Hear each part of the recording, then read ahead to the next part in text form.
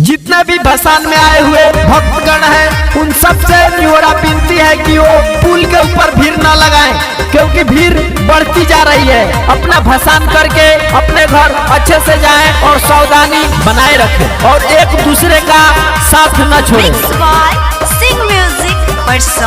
सुनी दारोगा जी भुलाई लीला भरा हो, धरे ना दिल धीर होला ना सबर हो। सुनी दारोगा जी भुलाई लीला भरा हो, धरे ना दिल धीर होला ना सबर हो। ओइली मैया के चरण पूजेला, अरे जाके निहार भसावन से बहरी, जाके निहारते भसावन से बहरी, नदी में आइले के कूदेला।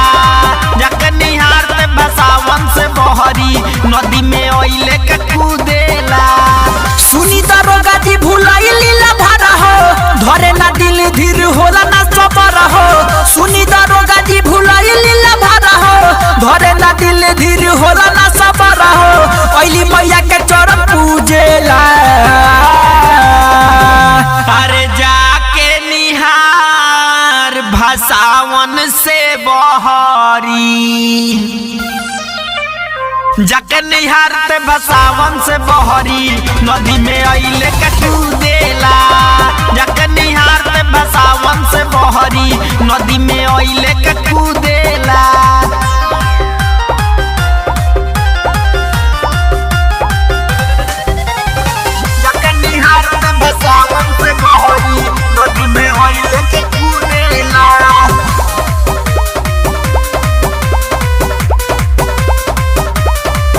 मन भयल बा बेचैन, दुनु रुवतावे नयन।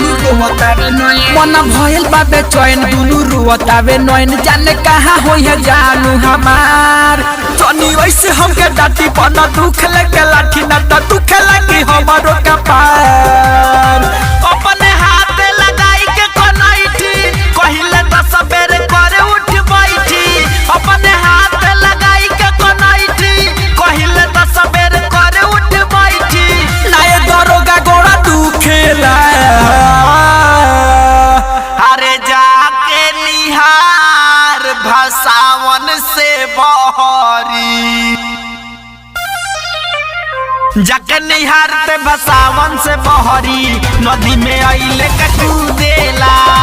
जाके निहारते भसावन से बहरी, नदी में आइले के कूदेला।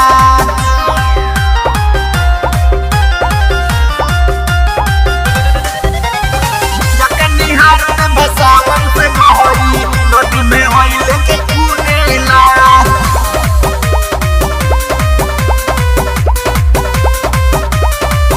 तनी करी सहयोग, बाड़ा आइल बाबे लोग।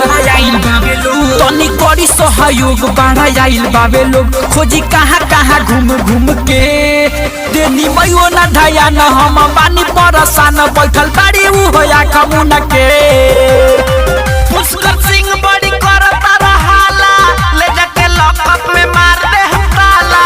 पुष्कर सिंह बड़ी करता रहाला, ले जाके लॉकअप में मार दे हम ताला। फुलदास बेदर्दी न बुझेला,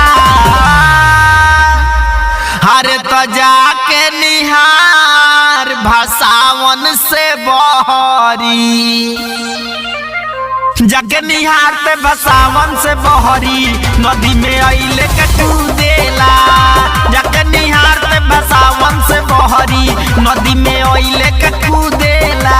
मिक्स बाय सिंह म्यूजिक परसानी।